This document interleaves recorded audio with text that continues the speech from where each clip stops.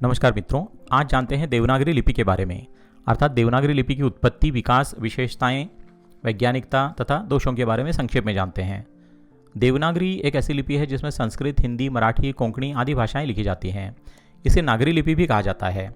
इसका वर्तमान रूप 9वीं-10वीं शताब्दी से मिलने लगता है। यह विश्व में प्रचलित सभी लिपियों की अपेक्षा अधिक पूर्ण है। नागरी नाम के संबंध में अलग अलग मत हैं। कुछ आलोचक बताते हैं कि इसका नगर में प्रयोग होने के कारण नागरी कहते हैं। एक मत के अनुसार देवनगर काशी में प्रचलन के कारण इसका नाम देवनागरी पड़ा। देवनागरी का विकास उत्तर भारतीय ऐतिहासिक गुप्त लिपि से हुआ। 7वीं शताब्दी से इसका उपयोग हो रहा है, लेकिन संपूर्ण विकास 11वीं शताब्दी में हुआ। संस्कृत भाषा के लिए तो देवनागरी लिपि का प्रयोग हो रहा था, परंतु हिंदी भाषा की अधिकृत लिपि बनने में बड़ी कठिनाइयों का सामना करना पड़ा है। अंग्रेज़ों की भाषा नीति फारसी लिपि की ओर अधिक झुकी हुई थी, इसलिए हिंदी भाषा लिखने में फारसी लिपि का प्रयोग होता था।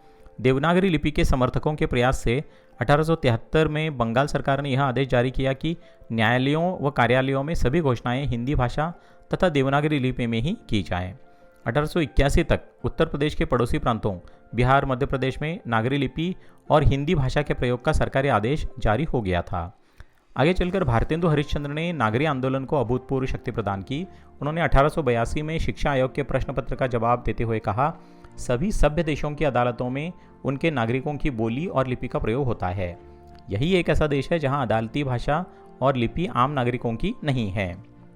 1893 में नागरी प्रचार एवं हिंदी भाषा के संवर्धन के लिए नागरी प्रचारिणी सभा काशी की स्थापना की गई। मदन मोहन मालवीय जी के अथक प्रयासों के कारण अदालतों में नागरिक को प्रवेश मिल सका।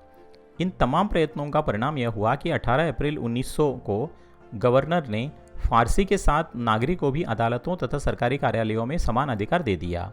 फारसी के साथ देवनागरी को स्थान देना अर्थात देवनागरी के प्रति दया दिखाना था। फिर भी इसे इतना श्रेय तो है कि कार्यालयों में स्थान मिल सका, जिसके बल पर देवनागरी 20वीं सदी में राष्ट्रलिपि के रूप में उभर कर सामने आई।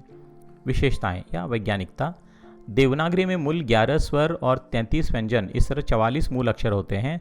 इनके अतिरिक्त योगवाह वर्ण 2, उत्क्षिप्त व्यंजन 2 और संयुक्त व्यंजन 4 हैं। इस तरह कुल 52 अक्षर हैं। अक्षरों की क्रम व्यवस्था भी बहुत ही वैज्ञानिक है। स्वर व्यंजन, कोमल कठोर, अल्पप्राण महाप्राण, अनुनासिक्य, अंतस्थ्य, ऊष्म इत्यादि वर्गीकरण भी वैज्ञानिक है। लेखन और वाचन की दृष्टि से सरल और आसान है।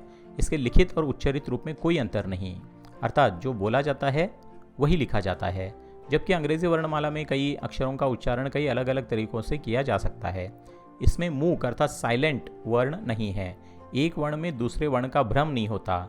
उच्चारण के सूक्ष्म भेद को भी प्रकट करने की क्षमता है तथा प्रयोग बहुत व्यापक है, अर्थात संस्कृत, हिंदी, मराठी आदि भाषाओं की एकमात्र लिपि। कुछ दोष भी हैं, जैसे शिरोरेखा का प्रयोग अनावश्यक अलंकरण के लिए है। तेज गति से नहीं लिख सकते क्योंकि लेखन में बार बार हाथ उठाना पड़ता है। धन्यवाद।